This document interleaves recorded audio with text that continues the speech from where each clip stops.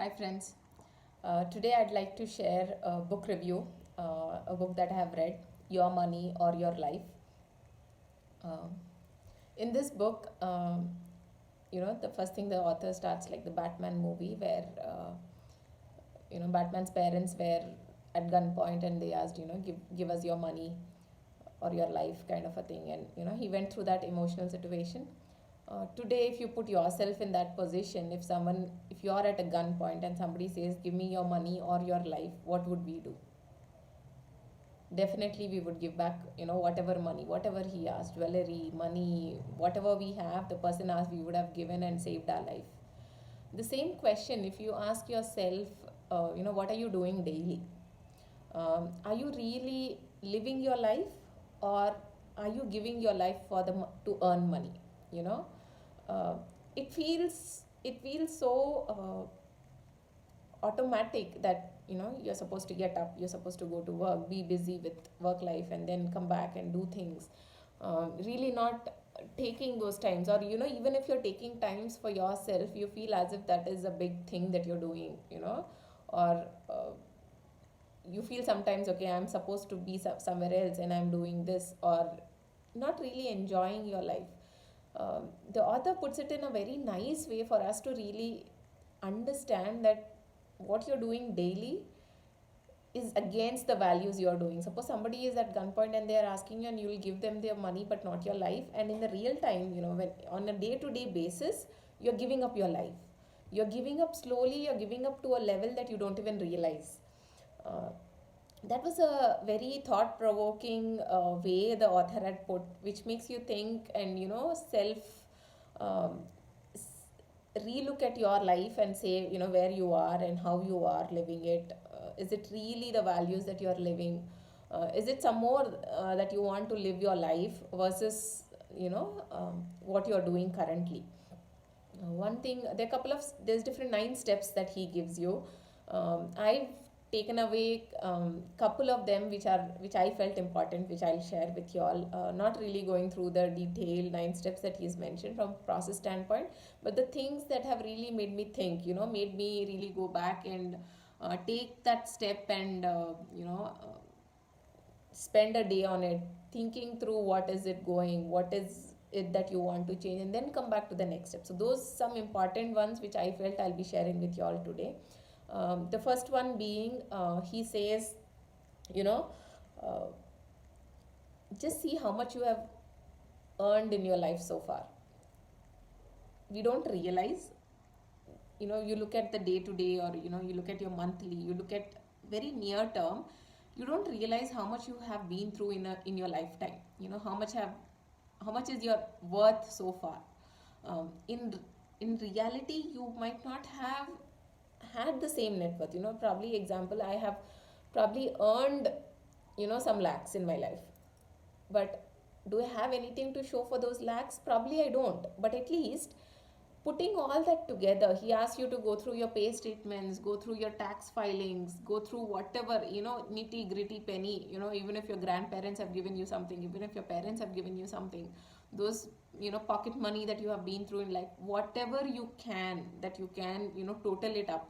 Just put everything and see how much money has come into your life. Then you realize, sometime in the book he's given different examples where even a housewife in US, uh, she thought she's not worth anything, but when she did this exercise, she realized there's so much that she got in her life that you really ignore, or you don't realize, because of the near term vision that we have, that there's so much money that has come in your life. But what really, then he's asking you to now, first step is that, first do how much has come into your life. Then now he's like, the next step he has given was every single, a pen, everything, see if you have to sell everything today, how much is the money that you'll get in your life.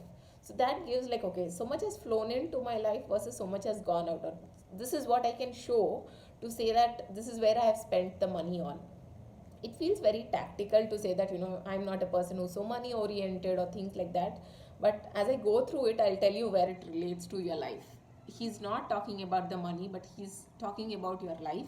This is the first step of it, because that's where most of the tactical things happen. So once you see that, you realize, how much of it you have it to show.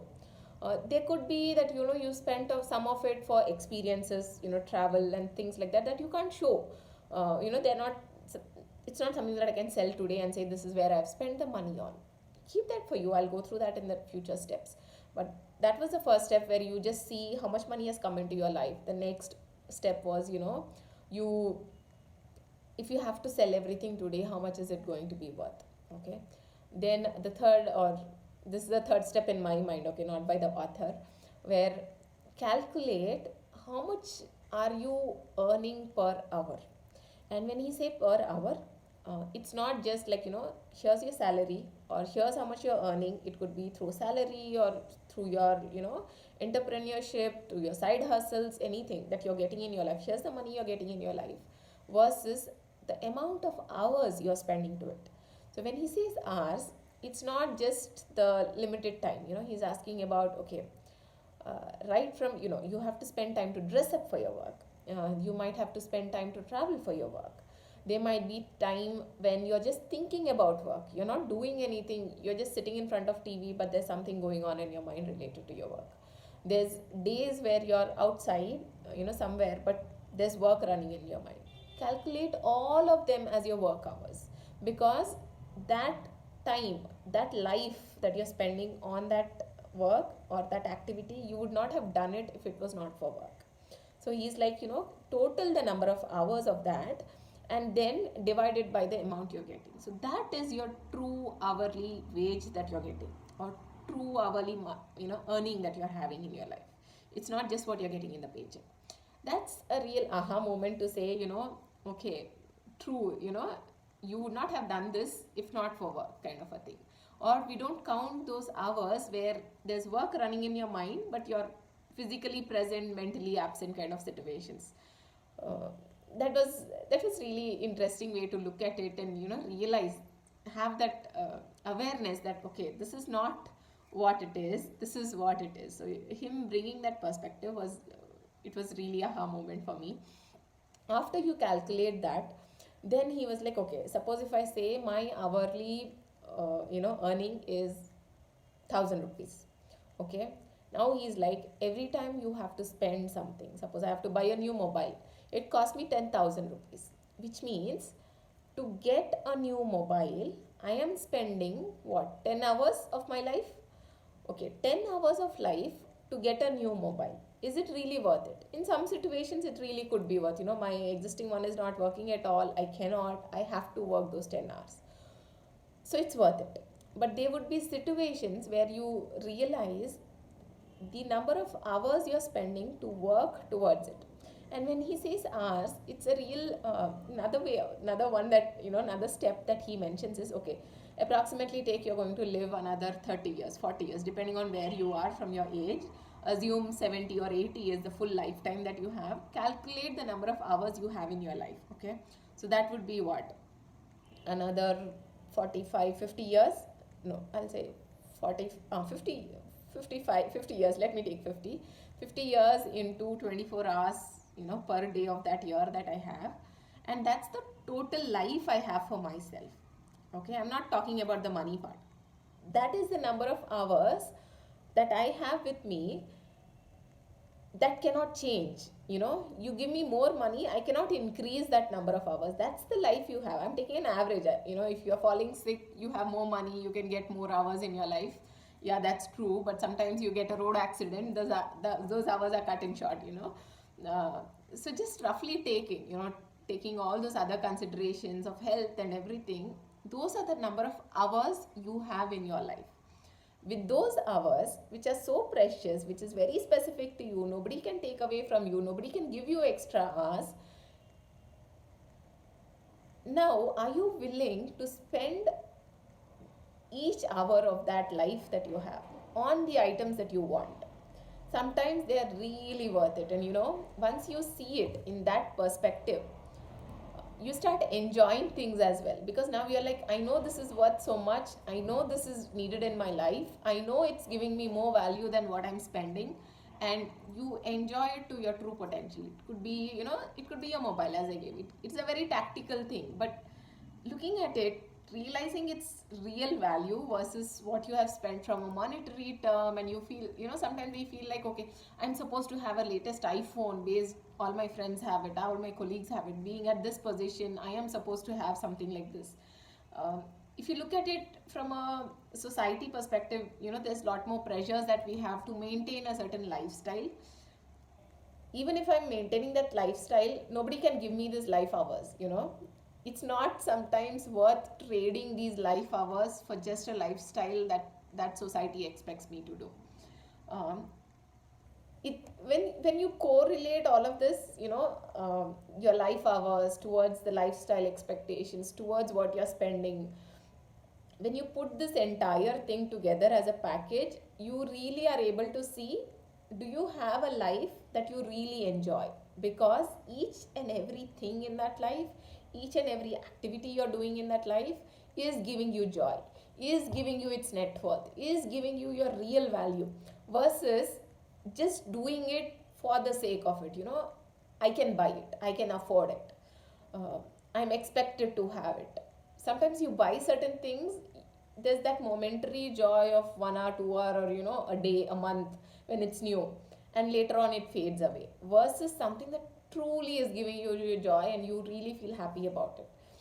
You can straightforward, when you look at certain things in your life, that okay, this, now when you look at something, you feel, you calculate that in terms of the life hours, and you're like, okay, this costed me so many life hours. I'm not talking about the money, so many life hours.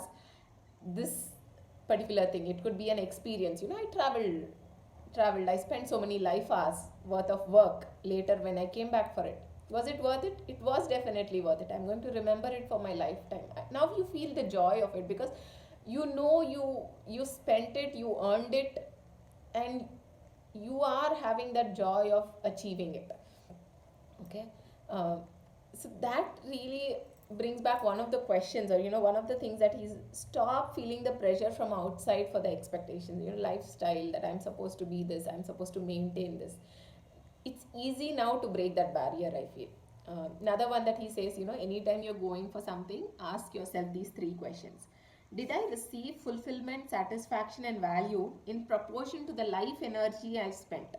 It's, earlier when we did the money activity, you might have thought that, it's more money, it's not talking about money, it's about the life that you're spending to achieve that into your life. So is this giving you the satisfaction, fulfillment, value for the life value you've given it?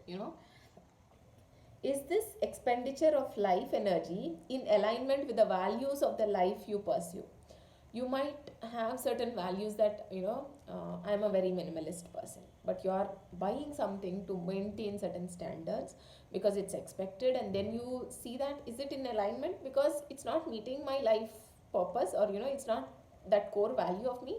Even if I'm doing, later on I might not be happy about it. I'll be happy momentarily, but later on the true value, true happiness is not there. So this question helps you uncover, the spendings like that. How might this expenditure change if I did not have to work for a living?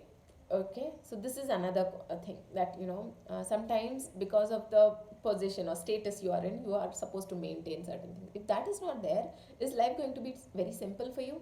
Is this really needed? And sometimes the simple life is what you enjoy. And you know it had these exercises, what I mentioned right now, where very few simple, important exercises I felt, but there's a lot more exercises that the author has mentioned. Even if you know each of it will take you time. If you really want to, I'll highly recommend you to do those exercises. Feel like, this is too much of work, I don't want to do it. At least ballpark those exercises and do a very rough guesstimate of those exercises. That gives you a sense of it. Even if you're not like, I don't want to even do that guesstimate, which will take me, I think couple of days, depending on the number of exercises he's given. I'll say at least reevaluate your life in terms of the life energy you're spending. It gives a very different perspective to each and every item or event or activity you're adding to your life, because it's not about money, it's not about affordability, it's about the joy you're getting into your life by spending the life energy that you have, which is very limited. So I highly recommend you all to read that book, do those activities, and do let me know which is the one activity or key takeaway that you all liked out of this book that I had shared. Happy learning.